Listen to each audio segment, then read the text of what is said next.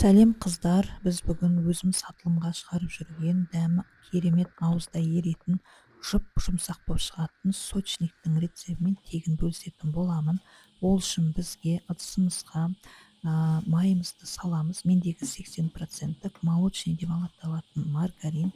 Осы маргарин майдың үстіне қантымызды, қаймағымызды, сонымен қатар жұмыртқаның ақ уысын, яғни сары уысын біз бетіне жағуға алып қаламыз.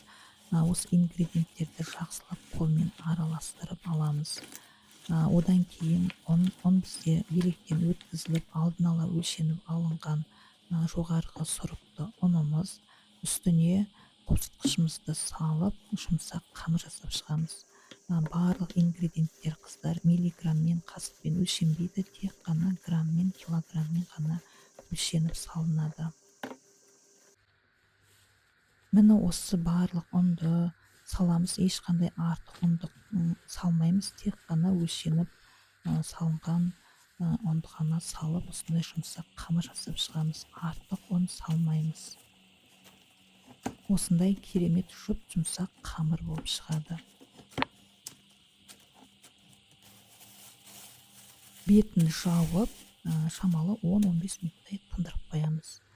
Қамырымыз тынғанша біз ішінің салмасын дайындап аламыз. Ол үшін бізге творог, яғни қолдың творогы, үстіне қант саламыз, және егер творог, яғни сүзбеміз құрғақ болса, онда қаймақ қосып, осындай масса жасап аламыз. Біздің қамырымыз 2 килограмм 700 грамм болып шықты. Мен осының ішіне 1 килограмм ғана өлшеп алдым. Осы 1 килограмм қамырдан мен қазір сочный жасайтын боламын. Мендегі сочный 16 штук шықты осы 1 килограммнан. Яғни қамырдың әр бөлшегін біз 70 граммнан өлшеп бөліп аламыз. Осылай дайындап, алдын ала шариктеп, домалақтап дайындап қоямыз. Бізге оқтаумен жайғанда оңай болу үшін.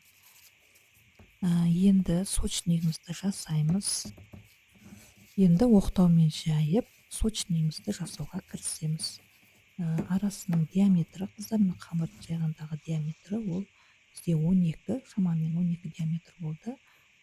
Ал ішіне салынатын начинкамыздың салмағы, яғни салмамыздың салмағы бізде 30 грамм болады шамамен. Енді осы дайын болған сочниктің бетіне қыздар жұмыртқаның сарысын жағатын боламыз. Жұмыртқаның сарысына сүт құймаймыз, тек қана аз мөлшерде ғана су құямыз. Көп құйып жүрмеңіздер. Мен 3 жұмыртқаның сарысына 2 үлкен қасықпен шамамен сондай ғана су құйдым.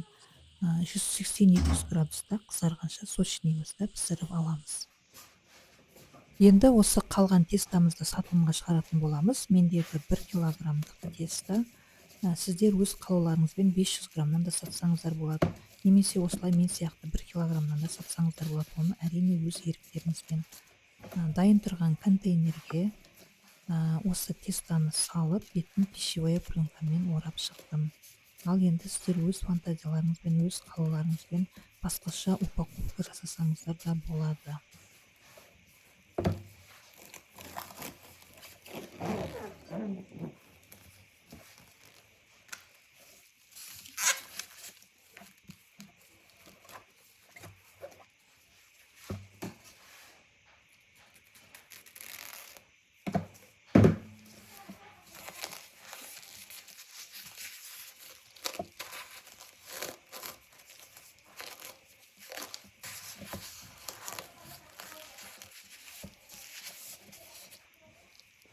Ал енді бетіне логотипімізді жабыстырдым. Енді сіздер де логотиптеріңізді, болмаса этикеткаларыңызды әдемі соны жабыстырып, сатылымға шығарсаңыздар болады.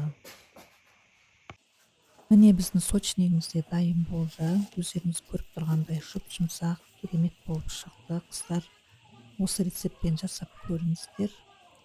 Ас болсын, істеріңізге береке берсін.